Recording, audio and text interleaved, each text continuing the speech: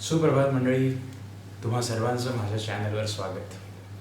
मनतरंग उपक्रम आपला हळूहळू पुढे जातो आहे आणि आपण आता आलेलो आहोत तिसऱ्या बुधवारावरती. हा जो तिसरा बुधवार आहे, या बुधवारासाठी जी मी आरती निवडली आहे ती आहे दत्त महाराजांची. पहिल्या बुधवारी आपण समर्थ रामदासांची आरती बघितली, सुख करता दुःख हरता. दुसऱ्या बुधवारी आपण नरहरी सोनारांची आरती बघितली, दुर्गे दुर्गट भारी. आणि आज आपण बघणार आहोत संत एकनाथ महाराजांची आरती, त्रिगुणात्मक त्रयमूर्ती. प्रत्येक संतांनी त्या त्या दैवतासाठी जी आरती लिहिलेली आहे त्यामागे खूप सुंदर आशय आलेले आहेत. म्हणजे आता इथे एकनाथ महाराजांनी दत्त महाराजांवरती जी आरती लिहिलेली आहे, श्री दत्तांवर जी आरती लिहिलेली आहे, खरंच बघायला गेलं तर ह्या सर्वच संतांनी पांडुरंगाची स्तुती अत्यंत प्रेमाने केलेली आहे. म्हणजे पंढरीच्या वारीमध्ये या सर्व संतांची नावं येतात, परंतु एकनाथ महाराजांसाठी दत्त महाराज हे उपास्य दैवत श्रेष्ठ आहे, कारण त्यांच्या गुरुपरंपरेमध्ये ते आहे. एकनाथ महाराजांचे गुरु जनार्दन स्वामी, जे दत्त संप्रदायाचे आहेत. जनार्दन स्वामींशी स्वतः श्री दत्त हितगुज करत असत आणि अशा जनार्दन स्वामींच्या परीक्षेला एकनाथ महाराज उतरले आणि ते सुद्धा दत्तमय झाले. अशा आपल्या गुरुस्थानी असलेल्या दत्त महाराजांची आरती एकनाथ महाराजांनी सानंद गावी, ही आपल्यासाठी फार मोठी गोष्ट आहे. आरती आता बघा, जर कोणत्या पंथातील उपासना, खरं तर सगळ्याच पंथांची उपासना थोडीफार कठीणच असते, पण जरा जास्त कठीण उपासना जर आपण म्हणायला गेलो तर ती अवधूत संप्रदाय किंवा दत्त संप्रदायाची आहे. याचं कारण असं आहे की दत्त सांप्रदायिक जेवढे संत आहेत, जितके महंत होऊन गेले, त्यांचा ओढा हा स्वाभाविक निर्गुणाकडे आहे. त्यांचा ओढा हा स्वाभाविकपणे लोकांमध्ये न रमण्याचा आहे. आपण इतर संप्रदायात बघितलं तर जे दत्त आहेत, दत्त महाराज आहेत, त्यांना लोकांमध्ये मिळून मिसळून राहायला तसं एवढं आवडत नाही. आपण त्यांचं जर चरित्र पाहिलं तर ते असे अलिप्त राहतात. ते कुठे प्रगट होतील, कोणत्या वेशात प्रगट होतील, कसे येतील, काही नेम नसतो दत्त महाराजांचा. त्याच्यामुळे दत्त संप्रदायामधले, अवधूत संप्रदायामधले जे संत महंत होऊन गेलेले आहेत, त्यांचा सुद्धा निर्गुणाकडे आणि लोकांमध्ये जास्त न रमण्याचा ओढा दिसून येतो. अशा वेळेला त्यांची कृपा संपादन करणं हे अत्यंत कठीण असतं. दत्त महाराजांची कृपा संपादन करणं हे अत्यंत कठीण आहे, अत्यंत कठीण आहे. कारण ज्या प्रकृतीचा निर्गुणाकडे ओढा जास्त आहे, तिन्ही वृत्तींचं मिश्रण आहे दत्त महाराज, म्हणजे त्यांचा ओढा हा अलिप्ततेकडे जास्त आहे. अशा वेळेला त्यांची कृपा संपादन करणं हे साठी फार मोठं भाग्य लागतं. अशा दत्त महाराजांची आरती एकनाथ महाराजांनी लिहून अजरामर केली. ती आरती आपण आज सानंद पाहणार आहोत, हळूहळू त्यातील अर्थ समजून घेणार आहोत. मी संसारी माणूस आहे, जितका माझ्या गणपतीमध्ये, भाद्रपदात गणपती बसतात तेव्हा त्रिगुणात्मक त्रयमूर्ती जेव्हा सुरू होतं, त्यावेळेला एक आशय, एक भावार्थ माझ्या मनामध्ये ती आरती म्हणताना यावा, ही आरती समजून घेण्याचा माझा साधा उद्देश. आता पालुपद जे आहे, जयदेव जयदेव जय श्री गुरुदत्ता, आरती ओवाळिता हरली भवचिंता, याच्या आधी त्याचं ध्रुवपद येतं असं म्हणायला हरकत नाही. पहिलं कडवं जे आहे आधीचं, पालुपदाच्या आधीचं, त्रिगुणात्मक त्रयमूर्ती दत्त हा जाणा, त्रिगुणी अवतार त्रैलोक्य राणा, नेती नेती शब्द न ये अनुमाना, सुरवर मुनिजन योगी समाधी न ये ध्याना, असं एकनाथ महाराजांनी म्हटले आहे. आता तुम्ही जर बघाल तर इतर देवांच्या आरत्या समजायला कदाचित तुम्हाला सोप्या वाटतील. याच्यामध्ये सुरुवातच गंभीरतेने आणि निर्गुणाने झालेली आहे. त्रिगुणात्मक त्रयमूर्ती दत्त हा जाणा, पहिली ओळ अतिशय सोपी आहे. त्रिगुणात्मक त्रयमूर्ती, त्रिगुणात्मक, जेव्हा माझं बऱ्याच व्हिडिओमध्ये हे सांगणं असतं की मनुष्य एक गुण स्वभाव गुण म्हणून घेऊन जन्माला येत असतो, सत्व रज तम. दत्त महाराजांच्या ठिकाणी ह्या तिन्ही गुणांचं मिश्रण आहे. का? कारण दत्त महाराजांची कथा आपल्याला सगळ्यांनाच माहिती आहे. दत्त महाराज म्हणजे तीन देवांचं गुणांचं मिश्रण आहे. ब्रह्मदेवानी रजोगुण दिलेला आहे, विष्णुदेवानी सत्वगुण दिलेला आहे आणि शिवशंकरांनी तमोगुण दिलेला आहे. अशा तिन्ही गुणांचं मिश्रण त्रिगुणात्मक त्रयमूर्ती. कारण आपल्या सगळ्यांना ज्ञात आहे की दत्त महाराजांची मूर्ती दाखवताना 3 तोंड दाखवली जातात. ते 3 तोंड म्हणजे त्या 3 देवांचंच प्रतीक आहे. त्रिमूर्ती दत्त हा जाणं. त्रिगुणात्मक. आता माणसांचे सत्वरजतम हे आपण देवाला लावायला जायचे नाहीत, कारण देवाचे सत्वरजतम हे सर्वव्यापी आहेत. आपले सत्वरजतम येत असतात जात असतात, तसं देवाचं नाही. तर दत्त महाराज हे सत्वरजतम याचं प्रतीक आहेत. याचा अर्थ ही सृष्टी या 3 गुणांवरती चालते आणि ह्या तिन्ही गुणांवरती ज्यांचं अधिपत्य आहे असे दत्त महाराज. कसं? आता हे तुम्हाला सत्वरजतम आतापर्यंत मी तुम्हाला माणसांच्या स्वभावातून सांगितलं असेल. या सत्वरजतमचं आता मी तुम्हाला सृष्टी कशी चालवली जाते या गुणांमार्फत याचं उदाहरण देतो. मनुष्य किंवा कोणताही पशु पक्षी जेव्हा जन्माला येतो त्यावेळेला त्याचा आकार अत्यंत लहान असतो की नाही.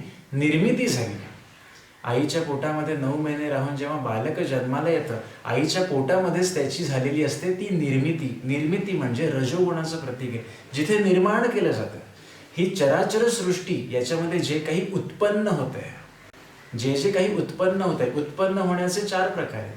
एक प्रकार असतो अंड्यातून जन्म घेणे, ज्याला अंडज आपण असं म्हणतो. या सृष्टीतलावरचे अनेक जीव हे अंड्यातून जन्म घेतात. दुसरा प्रकार असतो स्वेदज, म्हणजे अगदी उवालिखांसारखे जे काही अगदी कनिष्ठ जन्म असतील त्यांचा जन्म हा घामातून होत असतो, तो स्वेदज असंही म्हटलेलं आहे. उद्भिज, उद्भिज याचा अर्थ जमीन फाडून उगम पावणे. सगळी झाडं, सगळी जी बॉटनी आहे आपली, ते सगळं वनस्पतीशास्त्र हे सगळं जमिनीतून येतं की नाही. आणि 4था प्रकार हा तो आपण सगळे जे आईच्या उदरामध्ये आपलं देहधारणा होते आणि देहधारणा ती पूर्ण झाली की आपण जन्माला येतो आईच्या उदरातून. हा 4था प्रकार झाला. अशा 4 प्रकारची उत्पत्ती या पृथ्वी तलावरती आहे, याच्या पलीकडे काही नाही. 4 प्रकारची उत्पत्ती आहे. हा रजोगुण आहे. रजोगुणात्मक निर्मिती असते. निर्मिती झाली म्हणजे रजोगुण तिथे प्रकर्षाने आला. मग पुढे सत्वगुण. सत्वगुण याचा अर्थ मेंटेन राहणे. माझं शरीर हे मी जन्माला आलो तेव्हा केवढंसं होतं, आता तुम्ही मला पाहताय ते शरीर केवढं आहे. आता याच्या पुढे शरीराची वाढ होणार नाही. माणसाची उंची एका लेवलपर्यंत वाढते, ती वाढतच जात नाही. ती वाढते वाढते वाढते आणि थांबते, तिथे ती मेंटेन राहते. आपण म्हणतो बघा 20 वर्ष झाली या माणसाला जसा पाहिलेला तसाच्या तसा आहे असं म्हणतो की नाही आपण. काडीचाही फरक नाही रे तुझ्यामध्ये, अशी जी वाक्य आपल्या तोंडून येतात, म्हणजे ती प्रकृती मेंटेन राहिली आहे की नाही. सत्वगुण आणि तमोगुण म्हणजे रजोगुणाच्या विरुद्ध दिशेने जे जातं, म्हणजे जे सतत वाढत चाललंय त्याची वाढ थांबणं. मेंटेन राहणं ते तर झालंच, म्हणजे बघा मूल जन्माला येणं हे रजोगुण, त्याची वाढ होणं हे सुद्धा रजोगुण, वाढ एके ठिकाणी थांबणं हे तमोगुण आहे. माझं नाक हे वाढत वाढत जर गेलं आणि ते वाढतच राहिलं तर ते कसं दिसेल, ते कुठेतरी थांबलं पाहिजे ना. प्रकृतीची वाढ थांबवणं म्हणजे तमोगुण आहे. तमोगुण म्हणजे नेहमी असं समजू नका की डिस्ट्रक्शन हे आहेच. विध्वंस हे सुद्धा शंकराकडेच आहे ना, पण शिवशंकर तमोगुणाचं प्रतीक आहे. याचा अर्थ या चाललेल्या सृष्टीला कुठेतरी आळा पण घातला पाहिजे, बंधन पण घातलं पाहिजे, थांबवलं पण पाहिजे, हे पण खूप गरजेचं आहे. पाऊस सुरू होणं, अगदी साधं उदाहरण देतो तुम्हाला. पाऊस सुरू होणं हे रजोगुणाचं प्रतीक समजा. पाऊस दिवसभर पडणं म्हणजे तो मेंटेन राहणं हे सत्वगुणाचं प्रतीक आहे असं समजा. पण तो कधीतरी थांबावा असं पण वाटतं ना आपल्याला. बस झालं, पावसाचा कंटाळा आला, ती प्रक्रिया थांबणं हे तमोगुणाचं प्रतीक आहे असं समजा. माझे दात हे मी जन्माला येतो तेव्हा माझ्या तोंडात नसतात. जन्माला आल्यानंतर काही महिन्यांनी दात यायला सुरुवात होते. ती जेव्हा यायला सुरुवात होते तेव्हा ते वाढतच सुटले तर कसं होईल, चालणार नाही. माणसाला जगणं कठीण होऊन बसेल. एखादी गोष्ट वाढतच राहिली तर ती कुठेतरी थांबणं गरजेचं असतं, हे तमोगुणाचं प्रतीक आहे. आणि त्याची वाढ थांबली की ते पुढे मेंटेन राहणं हे सत्वगुणाचं प्रतीक आहे. मी जन्माला येल्यानंतर मी 18 वर्ष 19 वर्षापर्यंत माझ्या शरीराची वाढ होणं हे रजोगुणाचं प्रतीक आहे. ती वाढ थांबणं हे तमोगुणाचं प्रतीक आहे. आणि वाढ जी झालेली आहे ती पुढे अनेक वर्ष मेंटेन राहणं हे सत्वगुणाचं प्रतीक आहे. सृष्टी अशी चालते त्रिगुणात्मक. नुसता माणसाच्या स्वभावालाच हा टॉपिक येतो असं नाही. सत्वरजतम त्रिगुणात्मकवर सृष्टी सुद्धा अशी चालते. हा व्यापक अर्थ आज मी तुम्हाला सांगितला. त्रिगुणात्मक त्रयमूर्ती दत्त हा जाणं, त्रिगुणी अवतार त्रैलोक्य राणा. त्रैलोक्य राणा म्हणजे जो राजा आहे, या त्रैलोक्याचा जो राजा आहे. स्वर्गलोक, मृत्यूलोक, पाताळलोक अशी 3 लोक प्रामुख्याने ठरतात. असे 7 लोक असतात. सप्तलोक ज्याला म्हणतो. गोलोक आहे, सूर्यलोक आहे, असे अनेक लोक आहेत. त्यापैकी त्रैलोक्य ज्याला आपण म्हणतो, जिथे आपला संबंध येतो, मनुष्य जन्माचा जिथे संबंध येतो. आपण म्हणतो ना स्वर्ग पाताळ. आता सायन्सवाले म्हणतात, कोणी पाहिले वरती स्वर्ग असतो म्हणे खाली पाताळ असतो, अशी खरं तर संकल्पना नसते. जी गोष्ट आपल्या दृष्टीला दिसत नाही, जी अगोचर आहे, ती पाहण्यासाठी तेवढं ज्ञान असावं लागतं. अन्यथा त्याच्यावरती भाष्यच करू नये, हे आपण सामान्य लोकांनी लक्षात ठेवावं. जी गोष्ट माझ्या बुद्धीच्या पल्याड आहे, त्याच्यावरती मी बुद्धीची बंधनं घालणं अयोग्य आहे. ती मला नीट समजत नाहीये, त्याच्यावरती भाष्य करणं चुकीचं आहे. त्रैलोक्य राणा म्हणजे स्वर्ग, मृत्यू, पाताळ याच्यावरती ज्यांचं अधिपत्य आहे. कारण या सगळ्याच स्वामी दत्त महाराज आहेत. त्रिगुणी अवतार, अर्थ सरळ आहे. मग आता पहिल्या 2 ओळींचा अर्थ काय कळला? त्रिगुणात्मक. याचा अर्थ मला जास्त खोलात जाऊन सांगायचा होता, तो मी तुम्हाला सांगितला. त्रिगुणात्मक सृष्टी कशी चालते. त्रिगुणात्मक त्रयमूर्ती दत्त हा जाणं, त्रिगुणी अवतार त्रैलोक्य राणा. आता पुढचा शब्द कठीण आहे, जो निर्गुणाकडे नेणार आहे. नेती नेती शब्द न ये अनुमाना, सुरवर मुनिजन योगी समाधी न ये ध्यान. नेती नेती. आपल्या चतुश्लोकी भागवतामध्ये एक जो श्लोक आलेला आहे, त्याच्यामध्ये अन्वय आणि व्यतिरेक असे 2 शब्द येतात. अन्वय व्यतिरेकाभ्याम असं जर आपण चतुश्लोकी भागवत कधी ऐकलं असेल, आपण भागवत कधी ऐकलं असेल, तर त्यात आवर्जून बुवा जे घेतात तो आहे चतुश्लोकी भागवत. चतुश्लोकी भागवतामध्ये अन्वय व्यतिरेक अशी एक शब्दरचना येते. अन्वय याचा अर्थ इति. इति म्हणजे जे आहे, जे सर्व चराचर जे दिसत आहे, हा भक्ती मार्ग झाला. सर्वांभूती परमेश्वर दिसणं म्हणजे अन्वय, म्हणजे इति म्हणजे भक्ती मार्ग. अगदी साधा सरळ अर्थ. नेती म्हणजे न इति म्हणजे हे नाही ते नाही, म्हणजे याच्यात तथ्य नाहीये, त्याच्यात तथ्य नाहीये, सगळं फोल आहे, कशातच राम नाही, सगळीच माया आहे, सगळं एक दिवशी विनाश पावणार आहे, हे कळणं म्हणजे व्यतिरेक, म्हणजे ज्ञानमार्ग आहे. बघा, अर्थ खोल आहे. म्हणून मी तुम्हाला सुरुवातीलाच म्हटलं, आरती दत्त महाराजांची ही दत्त महाराजांसारखीच आहे, त्यांच्यासारखीच गूढ आहे. जसं दत्त महाराजांचा पत्ता लागत नाही, ते कुठे असतात, काय करतात, कोणत्या वेशात येतील, ते निर्गुणाकडे त्यांची ओढ जास्त आहे. लोकांमध्ये राहण्याचा ओढा त्यांचा नाही. आरती सुद्धा निर्गुणाकडे जाणारी आहे. नेती नेती. नेती नेती याचा अर्थ न इति. न इति म्हणजे जे नाही. समजायचं काय याच्यातून? मनुष्याकडे या सृष्टीला बघण्याचे 2 दृष्टिकोन आहेत. पहिला दृष्टिकोन म्हणजे भक्ती मार्गाचा दृष्टिकोन, जो सर्व संतांनी आम्हाला सांगितला. सर्वांभूती परमेश्वर, सगळीकडे एकच चित तत्व व्यापलेलं आहे, या सगळ्यांमध्ये राम चराचरात भरून उरलेला आहे, असं जे संतांनी आम्हाला सांगितलं. ते अन्वय मार्ग आहे, तो भक्ती मार्ग आहे, तो इति. आणि ज्ञानमार्ग ज्यांनी सांगितला, उदाहरणार्थ व्यास मुनींचे पुत्र शुकाचार्य, यांनी जो मार्ग आपल्याला पाहिला, यांनी जो मार्ग सांगितला, ज्यांच्या मनोवृत्तीमध्ये कितीही प्रलोभनं आली तरी फरक पडत नाही. ऋषी मुनींनी जो मार्ग पाहिला ना, तो ज्ञानमार्ग आहे. संतांनी जो पाहिला तो भक्ती मार्ग आहे. दोन्ही मार्ग त्यांच्या प्रमाणे योग्यच आहेत. तुम्हाला कोणता मार्ग झेपेल त्या मार्गाने तुम्ही जायचं. संसारी माणसाला कोणता झेपेल? भक्ती मार्ग झेपेल. ज्ञानमार्ग आम्हाला झेपेल का? त्याच्यामध्ये आपल्याला सगळ्याचाच त्याग करावा लागतो, कारण कोणत्याच गोष्टीमध्ये काही तथ्य नाहीये हे आधी मनाला सांगावं लागतं. अशी आमची वृत्ती राहील. कोणत्याच गोष्टीत तथ्य नाहीये, दुसऱ्या क्षणाला ही वृत्ती राहते का सांगा? आम्हाला प्रलोभनच एवढी आहेत की हे हवं असं वाटायला लागतं. मग संतांनी सांगितलंय, संसारी माणसांनी भक्ती मार्ग स्वीकारा. भक्ती मार्ग स्वीकारा. चराचरामध्ये परमेश्वर उरू नये, सर्वच काही परमेश्वर रूप आहे. तुम्ही आत्ता परवाच्याच सोमवारच्या भागामध्ये मी जो माऊलींचा हरिपाठाचा अभंग घेतला, त्यात माऊलींनी शेवटी काय सांगितलंय, त्यात माऊली काय म्हणतात, सर्वांघटी पूर्ण एक नांदे. पर्वताप्रमाणे पातक करण्याचं शेवटचं वाक्य, सर्वांघटी पूर्ण एक नांदे, सर्वांभूती परमेश्वर. हा भक्ती मार्ग झाला. नेती नेती न ये शब्दे न ये अनुमाना.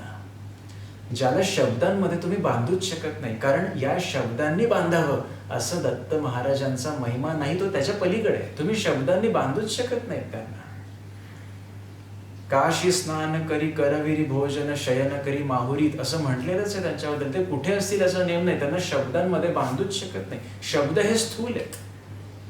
शब्द हे आपल्याला जाणवतात, कानांनी ऐकायला येतात, ते स्थूल आहेत. स्थूलाच्याही पलीकडे जे आहेत. नेती नेती शब्दे न ये अनुमाना. सुरवर मुनिजन योगी समाधी न ये ध्याना. ज्यांना दत्त महाराजांच्या समाधीचाही थांग पत्ता लागत नाही. सुरवर म्हणजे देव, मुनिजन म्हणजे सगळे आपले मुनी, ज्यांच्या डोक्यावरती केशसंभार आपल्याला जटा वाढवलेले असतात ते मुनी. देव आपण इमॅजिन केलं की वेगळे नजरेसमोर येतात, मुनी वेगळे येतात. योगी, योगी याचा अर्थ ज्यांनी योग दर्शन, पातंजल योग दर्शनामध्ये योग्याची सगळी लक्षणं आलेली आहेत. मुनी वेगळे आणि योगी वेगळे असतात, लक्षात घ्या. योग सामर्थ्य ज्यांनी पचवलंय आपल्या शरीरामध्ये, मूलाधार चक्रापासून अनाहत चक्रापर्यंत 7 चक्र सांगितलेली आहेत, 7 चक्र आहेत. त्या प्रत्येकाचा एक एक स्वामी दिलेला आहे. मूलाधार चक्राचा स्वामी, अनाहत चक्राचा स्वामी, सगळ्याचे स्वामी आहेत. त्यापैकी गणपती अथर्व शीर्षात उल्लेख येतो, तो नेहमी लक्षात ठेवा. त्वां मूलाधारो स्थितोसि नित्यम म्हणजे मूलाधार चक्राचा स्वामी गणेश. अशा या 7 चक्रांचा उलगडा ज्याला होतो तो योगी. तपस सामर्थ्य ज्यांनी बळकट केलंय ते मुनी, ऋषी मुनी. आणि देव म्हणजे सुरवर सगळे झाले. या सगळ्यांना सुद्धा दत्त महाराजांचं थांग लागत नाही, त्यांच्या समाधीचं थांग लागत नाही. त्यांची महती ज्यांना कळण्यासाठी फार कठीण आहे असे दत्त महाराज. बघा, पहिल्या 4 वाक्यांमध्ये केवढा गूढ अर्थ भरलेला आहे. आपण सुख करता दुःख करता पाहिली किंवा दुर्गे दुर्गट भारी, त्याच्यामध्ये एवढी कॉम्प्लेक्सिटी तुम्हाला जाणवली असेल का? नाही जाणवली.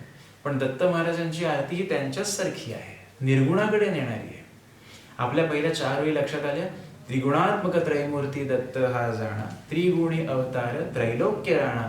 नेती नेती, नेती नेतीचा अर्थ लक्षात घ्या, त्रिगुणात्मकचा अर्थ लक्षात घ्या. नेती नेती शब्दे न ये अनुमाना. सुरवर मुनिजन योगी समाधी न ये ध्याना. अत्यंत बिकट, समजायला कठीण. अवधूत पंथामध्ये जितके संत महंत सुद्धा होऊन गेले, त्यांना चरित्र वाचताना आपल्या लक्षात येईल, त्यांना गुरुकृपा मिळवण्यासाठी अपार कष्ट घ्यावे लागलेत, अपार कष्ट घ्यावे लागले. कारण लोकांमध्ये मिसळावं, शिष्य संग्रह करावा असं अवधूत पंथातील गुरूंना, संत महंतांना वाटतच नाही. त्यांचं राहणीमान अत्यंत विक्षिप्त आणि वेगळं असतं. पुढे आपण जाऊया. जयदेव जयदेव जय श्री गुरुदत्ता, आरती ओवाळीता हरली भवचिंता. पालुपद अगदी सोपं आहे. जयदेव जयदेव जय श्री गुरुदत्ता, आरती ओवाळीता हरली भवचिंता. भवचिंतेचं हरण व्हावं हे एकच मागणं खरं तर मागावं मनुष्याचं हेच कर्तव्य आहे. ते सोडून आम्ही सगळं मागतो. आमची भवचिंता हरावी. आता चिंता याचा आमच्या लेखी उद्देश वेगळा असतो. माझी चिंता दूर कर रे असं जेव्हा मी परमेश्वराकडे मागत असतो, त्यावेळेला माझ्या मनातल्या चिंता वेगळ्या असतात. माझ्या मुलीचं शिक्षण पूर्ण होऊ दे, माझ्या बँकेमध्ये जी बँक बॅलन्स आहे त्याच्यात अजून जरा जास्त शून्य लागू देत, माझ्या मुलीची लग्न पार पडू देत, ती मी पार पडलेली नीट पाहू देत, आमचं घर निरोगी राहावं हे मागावं की. याच्यात जिथे बाधा येईल तिथे चिंता उत्पन्न होते. चिंता कशाची असते मनुष्याला? भविष्याची असते. उद्या मला एखादा रोग झाला तर मला चिंता लागते ती भविष्याची, की माझ्या नंतर कसं व्हायचं. खरं तर चिंता करण्याचं कारण नाहीये. 3 गोष्टी आहेत की नाही, दुःख, शोक आणि चिंता. चिंता कशाची असते माणसाला? भविष्याची असते. माझ्या बँकेत एवढेच पैसे आहेत, पोराची लग्न अजून करायची आहेत, भविष्याची लागली चिंता. कॉलेजची फी एवढी आहे, स्कूलची फी एवढी आहे, ट्युशनची फी एवढी आहे, आमचे पगार एवढे नाहीत, चिंता लागली भविष्याची. आम्हाला शोक होतो तो भूतकाळातल्या गोष्टींचा. अरे असं झालं असतं तर बरं झालं असतं, शोक झाला भूतकाळ. आणि मनुष्य दुःख करतो ते वर्तमानातल्या गोष्टींचं. अरे रे माझ्याकडनं हे असं झालं, ते तसं झालं. दुःख, एखादी गोष्ट कानावर येऊन धडकते वर्तमानातली की असं असं झालं, दुःखावेश होतो, आपल्याला दुःख उत्पन्न होतं. शोक, चिंता आणि दुःख. समर्थांनी एका मनाच्या श्लोकात एकातच सगळं सांगितलंय. मना मानसी दुःख आणू नको रे, मना सर्वथा शोक चिंता नको रे. अध्यात्मामध्ये वाचन सोपं आहे, वाचन सोपं आहे, लिखाण सोपं आहे, ऐकणं सोपं आहे, वागणं कठीण आहे. भवचिंता हरावी ही प्रार्थना दत्त महाराजांकडे करायची. संसारातल्या चिंता आज जातील, उद्या नवीन उत्पन्न होतील. आज जातील, उद्या नवीन उत्पन्न होतील. मी तुम्हाला माझं उदाहरण देतो. 10वीत असताना चिंता असायची, 10वीला मार्क किती पडतील, त्याच्यावरून कॉलेज चांगलं मिळेल. 10वी गेली, 11वी 12वीला नंतर चिंता उत्पन्न झाली. सायन्स घेतलंय, पुढे काय करायचं, इंजिनिअरिंगला ऍडमिशन मिळेल का, 12वीला असे मार्क पाहिजे. चिंता आली, वर्ष सरलं, चिंता गेली, कालाय तस्मै नमः. इंजिनिअरिंगला गेल्यानंतर शेवटच्या वर्षी चिंता उत्पन्न झाली. आता प्लेसमेंट, कंपनी, जॉब चांगला मिळेल का, भविष्य त्याच्यावरती आहे. झालं, तीही वर्ष गेली, चिंता बदलली. आमची फक्त चिंता बदलते, पण चिंता राहते, हे विशेष आहे. भवचिंता एकदाच जाते, ती पुन्हा येत नाही. जन्म मरण फेरा चुकवायचा आहे, एकनाथ महाराजांनी पुढे म्हटलेलंच आहे. असं हळूहळू आता बघताना आपण पुढे जाऊया. पहिलं कडवं पालुपद आपल्या लक्षात आलं. आता पुढे एकनाथ महाराज म्हणतात, सबाह्य अभ्यंतरी तू एक दत्त, अभाग्यासी कैची कळेल ही मात, पराही परतली तेथे कैचा हा हेत, जन्म मरणाचा पुरेला असे अंत. मी तुम्हाला खात्री देतो, भाद्रपदातल्या गणपतीमध्ये जेव्हा सगळे एकत्रित आरतीला येतील ना, त्यावेळेला सगळ्यात कठीण आरती कोणती आहे तुम्ही म्हणतो ना, बघा. सुखकर्ता म्हणतो, दुर्गे दुर्गट म्हणतो, शेंदुरलाल चढाई आपण म्हणत असू, युगे 28 आपण म्हणत असू. त्याच्यानंतर आपण अजून 2-3 आरत्या घेत असू. दत्ताची आरती घेतलीच जाते, त्रिगुणात्मक त्रयमूर्ती. उत्कट साधूनीची काही जण घेत असतील. त्याच्यानंतर लवथवती विक्राळ आहेत. आरत्या कळण्यासाठी जर अत्यंत गहन अर्थ कशात भरलेला असेल तर तो दत्त महाराजांच्या आरतीमध्ये भरलेला आहे. बाकी आरत्या कदाचित वाचून तुम्हाला कळतील, अरे हा अर्थ असा आहे, हा अर्थ समजून बघा. तुम्हाला दत्त महाराजांच्या आरतीचा अर्थ अत्यंत कठीण वाटेल. निर्गुणाकडे जी गोष्ट जाते ना, ती कठीणच होत जाते. कारण जे दृष्टीला दिसत नाहीये, जे आपण ऐकू शकत नाही, पाहू शकत नाही, ती गोष्ट कठीणच वाटते ना आमच्या बुद्धीला. लक्षात येत आहे. म्हणून मी सतत दत्त महाराजांचं चरित्र कसं आहे हे अवलोकन करायला सांगतोय. अवधूत पंथ कसं आहे हे अवलोकन करायला सांगतोय. म्हणजे त्यांचं चरित्र समजलं की आपल्याला ही आरती समजेल. निर्गुणाचा प्रवास हा कठीण आहे. अवधूत पंथी निर्गुणाकडे जास्त आहेत, म्हणून त्यांची आरती सुद्धा एकनाथ महाराजांनी त्याच तोडीची रचलेली आहे. आता हे कडवं बघा, यात किती कठीण शब्द आहेत. सबाह्य अभ्यंतरी तू एक दत्त, आत बाहेर तू एकच आहेस. अभाग्याची कैची कळेल ही माता. जे अभागी आहेत, म्हणजे ज्यांना हे विश्व, ही माया हीच एक खरी वाटते, ते सगळे अभागीच आहेत ना. अहो, तुम्ही आम्ही अभागीच असं म्हणायला हरकत नाही का? कारण आम्ही या सगळ्या खोट्या दिसणाऱ्या संसारातच अडकलेलो आहोत ना. मला सांगा, मला माझं शरीर, हे बघा, मनुष्याला ना जी 4 सुख अत्यावश्यक वाटतात ना, ती 4ही सुख खोटी आहेत. मला 4 सुख कोणती महत्वाची वाटतात, नीट ऐकून घ्या. बघा, पहिलं माझ्यासाठी सगळ्यात महत्वाचं सुख आहे ते म्हणजे दैहिक सुख. माझा देह धडधाकट राहायला पाहिजे. उद्या माझ्या शरीराला काहीही जरी झालं तरी सगळी कामं ठप्प पडतील जी माझ्यावर अवलंबून आहेत. उद्या मी एक शिक्षक आहे, मला काही झालं तर तिथे सगळं लेक्चर्स खोळंबणार की नाही. माझं शरीर सुख हे माझ्यासाठी सगळ्यात महत्वाचं आहे. माझं शरीर सुख हे कोणासाठी सगळ्यात महत्वाचं असतं. माझ्या शरीराला काही होता कामा नये. आपण करताना शरीराची हेळसांड करतो, फुकट मिळालंय ना. हेळसांड करतो आपण, कामाला महत्व देतो. लोक सांगत असतात, अरे जरा आराम घे, जरा आराम घे. एकदम काहीतरी येतं आणि आपल्याला आराम करावाच लागतो, तेव्हा सगळी कामं बाजूला ठेवून शरीराची जोपासना करावीच लागते की नाही. म्हणजे शरीर प्रथम आहे. दैहिक सुख, दुसरं सुख आपल्याला महत्वाचं असतं, ते म्हणजे कौटुंबिक सुख. माझं शरीर धडधाकट आहे, पण माझ्या घरातलं कोणी आजारी आहे तरी माझ्या मनाला शांतता असते का? नसते. माझं लक्ष कामात लागतं का? नाही. माझ्या शरीरापेक्षा कुटुंबातलं एखादं शरीर आजारी पडलं असेल, त्याच्यावर माझं किती ममत्व आहे त्यानुसार माझं मन बेचैन होत असतं. तिसरं सुख आम्हाला अत्यावश्यक वाटत असतं, ते म्हणजे कर्मिक किंवा ज्याला प्रोफेशनल सुख असं आपण म्हणतो. म्हणजे मी जिथे काम करतो तिथेही मला सुख मिळालं पाहिजे, मला हवं तसं वातावरण पाहिजे, मला जास्त बॉसिंग चालत नाही बरं का, माझी इन्क्रीमेंट कधी होणार, माझं प्रमोशन कधी होणार, ते सुख आम्हाला सतत हवं असतं. मग इकडनं तिकडे जा, तिकडनं इकडे उडी मार, काहीतरी नवीन नवीन शिकत राहा, त्या शिकण्यामधून काहीतरी पुढे अजून मिळवत राहा. कर्मिक, जसं कर्म करावं तसं आम्हाला सुख हवं असतं. मग काही काहींना खूप एलिजिबिलिटी असते काही काहींच्यामध्ये, तरी त्यांना तेवढं मिळत नाही, मग ते दुःखी होत असतात. कर्मिक सुख. आणि चौथं असतं सामाजिक सुख. म्हणजे आपण सोशल ॲनिमल आहे की नाही, मनुष्याला फेसबुकवर राहायचं आहे, व्हॉट्सॲपवर राहायचं आहे, अजून काय काय ॲप्लिकेशन आहेत त्याच्यावर मनुष्य सगळे असतात. लहानांपासून मोठ्यांपर्यंत सगळे असतात.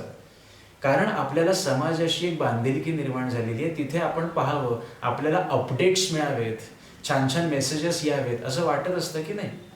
Man, human is a social animal.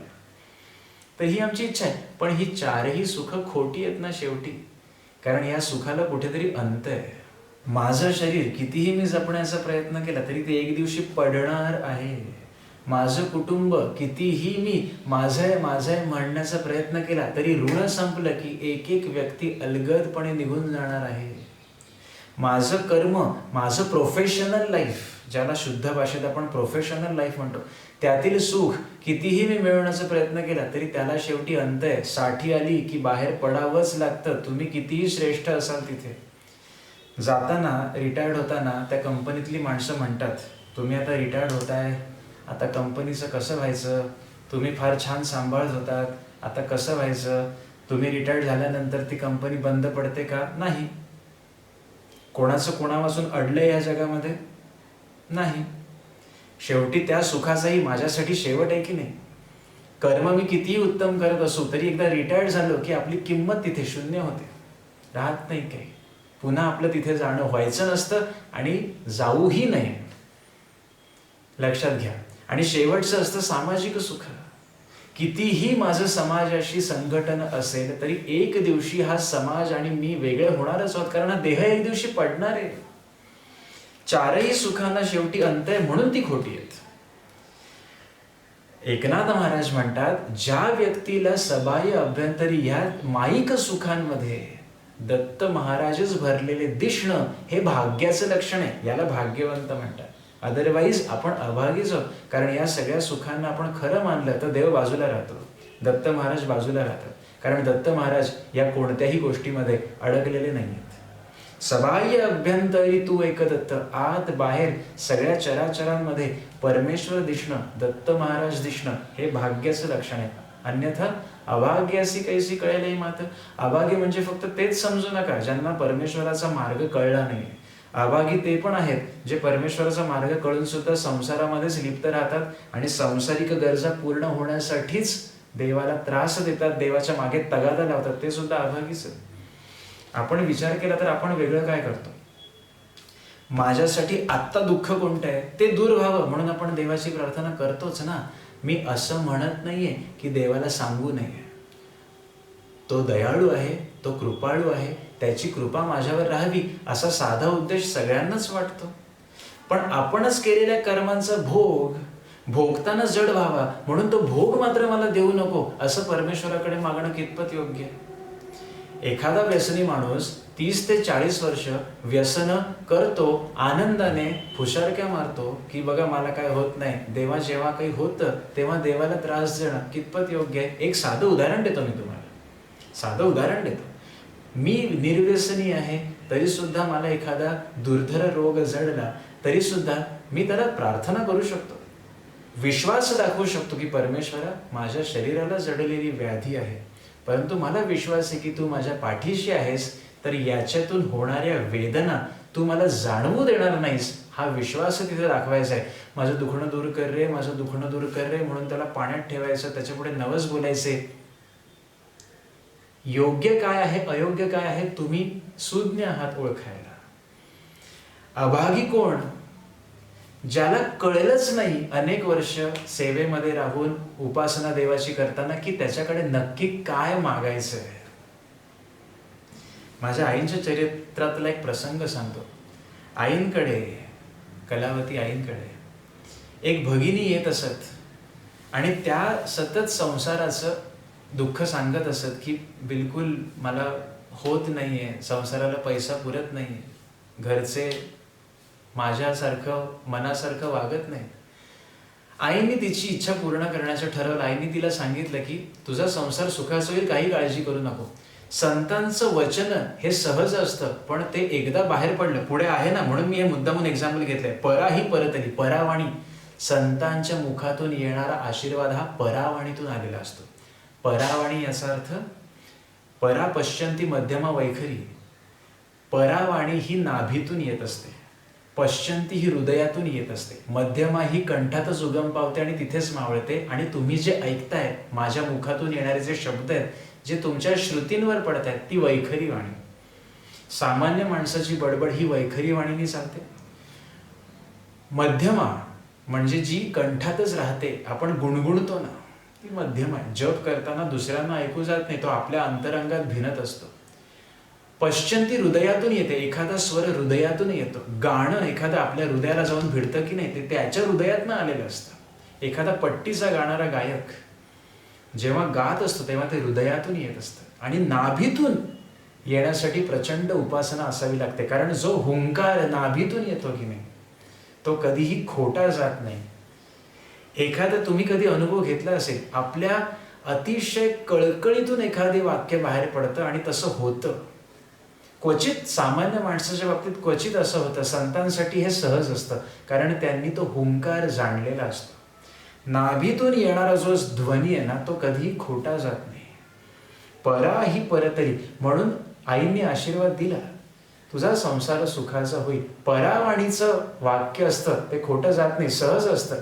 पुढे आशीर्वाद असा, गंमत अशी झाली, हळूहळू त्या भगिनींची परिस्थिती सुधारायला लागली. घरी पैसा यायला लागला. अनेक वर्ष झाली, मुलांची छान लग्न झाली, मुलींची लग्न झाली, मुलं मुली हाताशी आली, उत्तम कमवायला लागली. आणि अनेक वर्ष ती भगिनी मंदिरात येत असे, तिचा संसार सुखाचा झाला. आणि काही वर्षानंतर आईंनी त्या भगिनीला प्रश्न विचारला, संपला का ग तुझा संसार, झाला का सगळा तुझ्या मनासारखा? तेव्हा त्या भगिनीला अक्षरशः ओक्साबोक्षी रडायला आलं, कारण इतकी वर्ष आईंकडे ते मागितलं जे एक दिवशी संपणार आहे.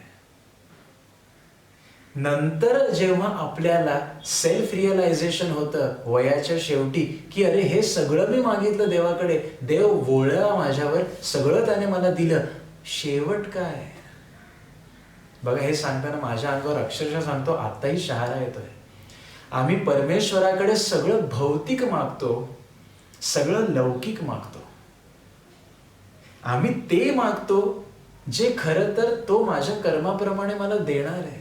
मागायचंय काय? भव चिंता, जन्म मरण फेरा पुढच्या कडव्यात आहे ना, तो चुकवावा हे मागणं दत्त महाराजांना प्राप्त आहे. तिथे महाराजांची खरी कृपा आहे. म्हणून एकनाथ महाराजांनी बाकीच्यांना अभागी का म्हटले? तुम्ही आम्ही सगळे अभागी, जोपर्यंत आम्हाला हे कळत नाही की त्याच्याकडे काय मागायचं. अर्थ किती खोल आहेत बघा. सबाह्य अभ्यंतरी तू एक दत्त, अभाग्याची कैसी कळेल ही मात. पराही परतली, मी तुम्हाला त्याचाही संदर्भ दिला माझ्या आईंच्या उदाहरणातून. परावाणीने जे शब्द येतात ते खोटे जात नाहीत. संतांच्या मुखावाटे येणारे आशीर्वाद म्हणूनच त्यांच्या चरित्रात कधी खोटे गेलेले नाहीत. ती वाणी परा असते.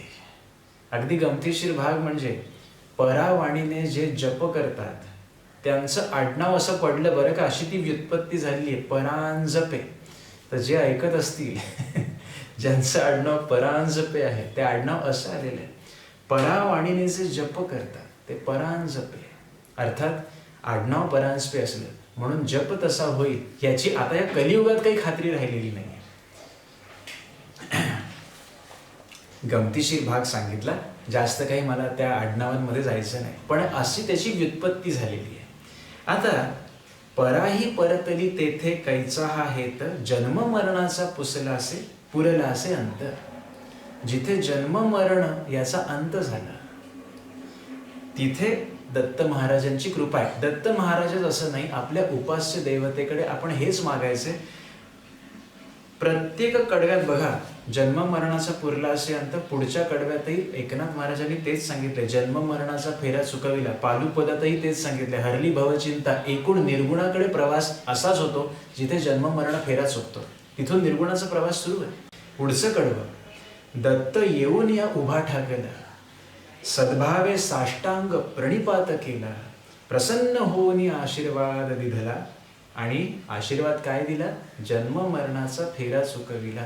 दत्त महाराज जेव्हा आशीर्वाद देतात तेव्हा आपला प्रवास हा सगुणातून निर्गुणाकडे होणार आहे. जन्म मरण फेरा चुकणार आहे. आणि सर्वच फक्त दत्त महाराजच असं नाही, सर्व संतांनी हेच मागायला सांगितले तुमच्या उपास्य देवतेकडे की जन्म मरण चुकवू दे, असं कर्म माझ्याकडनं घडवून आण, अशी उपासना घडवून आण की हा फेरा चुकला पाहिजे. ते इतकं सोपं आहे का? इतकं सोपं नाही आहे. संसाराचा मोहजाळ हा बाजूला सारून त्यातून बाहेर निघून परमेश्वराकडे हे मागणं, यासाठी फार मोठी गोष्ट आहे. ही फार मोठी गोष्ट आहे. फार मोठं मन तुमचं पाहिजे. त्यासाठी हळूहळू आपण म्हणून प्रवास करायचा आहे. एकदम उडी मारणं जमेल का? एकदम 10वीची परीक्षा देणं जमेल का? नाही. हळूहळू पायऱ्या चढून जेव्हा जाऊ त्यावेळेला आपली प्रगती होत जाईल. या जन्मी नाही, पुढच्या जन्मी मागायला जमेल, त्याच्या पुढच्या जन्मी कदाचित मागायला जमेल, कधीतरी जमेल. पण अभ्यास आत्तापासून सुरू करायचा, तेव्हा 10वीपर्यंत पोहोचू. असा तो प्रवास आहे. दत्त येऊन या उभा ठाकेला असं एकनाथ महाराज एवढ्यासाठीच म्हणतात कारण दत्त महाराजांचा भरवसा नसतो. ते कुठेही कसेही अवतीर्ण होऊ शकतात. हेच तर वैशिष्ट्य आहे दत्त महाराजांचं. दत्त येऊन या उभा ठाकेला. आणि आपण बघा, हा वाक्प्रचार पण वापरतो की नाही. अचानक कोणीतरी माझ्या समोर आले की आपण म्हणतो, अरे काय दत्त म्हणून समोर आलास? कारण दत्त महाराजांचं चरित्रच इतकं सुंदर आणि अशा पद्धतीने जाणार आहे की ते कुठेही कधीही प्रकट होऊ शकतात आणि कोणत्याही अवतारात प्रकट होऊ शकतात. दत्त महाराजांचं दर्शन होणं हे अतितर दुर्लभ गोष्ट आहे आपल्यासाठी. दत्त येऊन या उभा ठाकला, सद्भावे साष्टांग प्रणिपात केला. समोर दत्त महाराज दिसले, साष्टांग प्रणिपात केला. सद्भाव मनामध्ये जागणं महत्वाचं आहे. साष्टांग प्रणिपाताला अध्यात्मामध्ये तर श्रेष्ठ महत्व आहेच. तुम्ही नमस्कार करताना कसा करावा? दोन्ही हात जोडून करावा, गुडघे टेकून करावा, की साष्टांग नमस्कार करावा? याच्यामध्ये साष्टांग नमस्कार हा सर्वश्रेष्ठ मानलेला आहे. कारण तिथे 100% सरेंडर आहे ना. साष्टांग नमस्कारामध्ये मी शून्य आहे आणि तू श्रेष्ठ आहे हा भाव तिथे जागा झाला. आणि आपली 8 अंग त्या जमिनीला टेकतात. देवळामध्ये वगैरे गेल्यानंतर जिथे घंटा नाद होत असतो तिथे शक्यतो साष्टांग नमस्कार घालणं हे सायंटिफिक दृष्ट्याही चांगलं आहे. कारण घंटेचा जो नाद होत असतो त्याची व्हायब्रेशन्स त्या जमिनीतनं जात असतात. सॉलिड गोष्ट जी आहे, सॉलिड, लिक्विड आणि गॅस, सॉलिड गोष्ट जी आहे त्याच्यातून ध्वनी कंप हे अत्यंत जोरदार जात असतात. देवळामध्ये अगोदरच पवित्र ध्वनी आणि पवित्र सुवास असतात. तिथे आपण चप्पल न घालता जावं हेही सायंटिफिक रिझन आहे. कारण ते ध्वनी आपल्या अनवाणी पायातून आपल्या शरीरात यावे. साष्टांग नमस्कारातून ते आपल्या शरीरात जास्त उद्बोधक होत असतात. म्हणून साष्टांग नमस्कार काढण्यासाठी सायंटिफिकही रिझन आहे. आध्यात्मिक तर आहेच की आपला अहंकार तिथे शून्य होतो, अहंकार जमीनदोस्त होतो. तू श्रेष्ठ आहेस, मी शून्य आहे, हा त्या साष्टांग नमस्कारातला सद्भावार्थ आहे, खरा अर्थ आहे. सद्भावे साष्टांग प्रणिपात केला, प्रसन्न होऊन आशीर्वाद दिला. परमेश्वर जेव्हा प्रसन्न होतो तेव्हा तो आपल्याला लौकिक आशीर्वाद देत नाही. परमेश्वर जेव्हा प्रसन्न होतो तेव्हा त्याची इच्छा असते की ह्या मोहजालातून बाहेर पडून जन्म मरणाचा फेरा तुझा मी चुकवतो, ये तुझा हात मी धरून तुला बाहेर काढतो. हा परमेश्वर प्रसन्न होण्याचा खरा आशीर्वाद असतो. जन्म मरणाचा फेरा चुकविला. आता भीती राहिली नाही. आता जे कर्म होणार ते परमेश्वर स्वरूप होणार आहेत, त्याच्याच उद्देशाने आणि त्याच्याच इच्छेने होणार आहेत. इथे जन्ममरण चुकलं. जन्ममरण केव्हा चुकेल? जेव्हा माझ्याकडनं होणाऱ्या कर्माचं फळ भोगण्यासाठी माझा आत्मा आता बांधील नसेल. कर्मण्येवाधिकार असते मा फलेषु कदाचन, म्हणूनच मागा असं गीतेत सांगितले. तुम्ही कर्म करा पण त्याच्या फलाची आशा ठेवाल तर तुम्ही बंधनात अडकाल. कर्म करा, त्याच्या फलाची आशा ठेवू नका. हे सांख्ययोगामध्ये का सांगावं लागलं श्रीकृष्णाला? कारण हे ज्ञान आहे. हे समजून घ्या की तुम्ही कर्म करा, त्याच्या फळाची आशा न ठेवाल तर त्याच्या बंधनात तुम्ही अडकणार नाही, तुम्ही मुक्त राहाल आणि तिथे जन्म मरण फेरा चुकवण्यासाठी तुमची तयारी सुरू होईल. आणि शेवटचं कडवं एकनाथ महाराज म्हणतात, दत्त दत्त ऐसे लागले ध्यान, हारपले मन झाले उन्मन. मी तू पणाची झाली बोळवण, एका जनार्दनी श्री दत्त ध्यान. एकेका शब्दावरती कितीतरी वेळ बोलता येईल इतकी गुडार्थानी गर्भितार्थानी भरलेली ही आरती आहे. ही तुमच्यासमोर मांडताना मला एक विलक्षण आनंद होतोय आज. दत्त दत्त ऐसे लागले ध्यान. संसारी माणूस म्हणतो की आम्ही ध्यान लावून बसतो. योग दर्शनातली ध्यान ही 7वी पायरी आहे. ध्यान ही 7वी पायरी आहे. मग 8वी पायरी असते समाधी. आणि संसारी माणूस म्हणतो की आम्ही ध्यान लावून बसतो. ध्यान हे इतकं सहज नसतं. ध्यान हे सहज लागावं लागतं. आम्हाला संसारी माणसाला कष्ट करावे लागतात ध्यान लावताना, हो की नाही? मला सुद्धा, मी साधा संसारी माणूस आहे हो. मी तुमच्यासमोर हे सगळं सांगतोय म्हणजे मला काही थोर मानू नका. मी साधा संसारी माणूस आहे. ध्यान लावायला कष्ट पडतात आपल्याला. डोळे मिटून बसल्यानंतर आधी मनाला समजावून सांगायला लागतं की विचार सगळे शून्य, लक्ष श्वासाकडे, आणि 5 मिनिटानंतर ऑब्झर्व करा आपलं मन कुठे आहे. ते कुठेतरी गेलेलं असतं, आपल्यालाही कळत नाही. आपल्याला ध्यान लावायला बसलं आणि विचार शून्य केले तर एकतर झोप तरी लागते किंवा आपलं मन सटकत असते, द्वाड आहे ते कुठेतरी भरकटतच जातं. म्हणून एकनाथ महाराज म्हणतात, दत्त दत्त असं ध्यान असं लावा की हारपले मन झाले उन्मन. उन्मन ही मनाची 4थी अवस्था आहे. जागृती, स्वप्न, सुषुप्ती याच्यानंतर मनाची जी अवस्था येते ती तुर्यगा, माफ करा, उन्मनी ही 4थ्याही अवस्थेची पल्याड अवस्था आहे, ज्याच्यामध्ये मन उन्मन होतं. म्हणजे मी आणि तू हे वेगळेपण मनासाठी राहतच नाही. जागृती, स्वप्न आणि सुषुप्ती या 3 अवस्थेमध्ये मन संसारामध्ये, मायेमध्ये अडकलेलंच आहे. जागृती म्हणजे आता जे मी बोलते ते मी जागृत आहे. स्वप्न म्हणजे मी निद्रेमध्ये जरी असेल तरी माझं मन कार्यरत असतं आणि आपल्याला स्वप्न पडतं. सुषुप्ती म्हणजे निद्रा आणि जागृती यांच्या मधली अवस्था. परंतु तुर्यगा याचा अर्थ आपलं मन याच्या पलीकडे गेलेलं आहे. म्हणजे जागृती, स्वप्न, सुषुप्ती यांना जो साक्षी रूपाने पाहू शकतो ती तुर्यगा अवस्था. ही मनाची 4थी अवस्था आहे. म्हणून मनाचा कारक कोण? चंद्र. आपल्या ज्योतिषशास्त्रामध्ये ऋषीमुनींनी मनाचं कारकत्व कोणाला दिले? चंद्राला दिले. आणि मनाची 4थी अवस्था ही श्रेष्ठ अवस्था मानलेली आहे, तुर्यगा. म्हणून चंद्राच्या कलेतील चतुर्थीला महत्व दिले गेलेले आहे. लक्षात येतोय प्रवास कसे चालतात? चंद्राच्या कलेतील चतुर्थीला महत्व का आहे? कारण मनाच्या 4थ्या अवस्थेला खरं महत्व आहे अध्यात्मामध्ये. पण याच्याही पलीकडे जेव्हा मन जातं तेव्हा ते उन्मन होतं. उन्मन याचा अर्थ सगळंच गळून पडतं तिथे. मी तू याची बोळवणच होऊन जाते. म्हणजे द्वैतातून आपण अद्वैताकडे जातो. तुर्यगेमध्ये सुद्धा आपलं साक्षी रूपाने भान असतं, उन्मनीमध्ये तेही निघून जातं.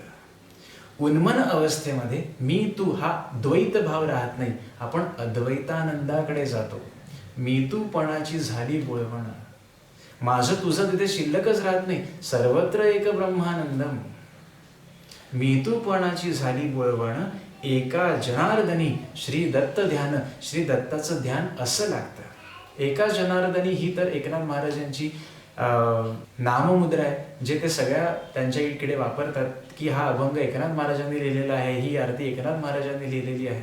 आणि गुरुचं स्थान वाढावं कोणत्याही संतांनी कधीही स्वतःकडे महत्त्व घेतलेलं नाही.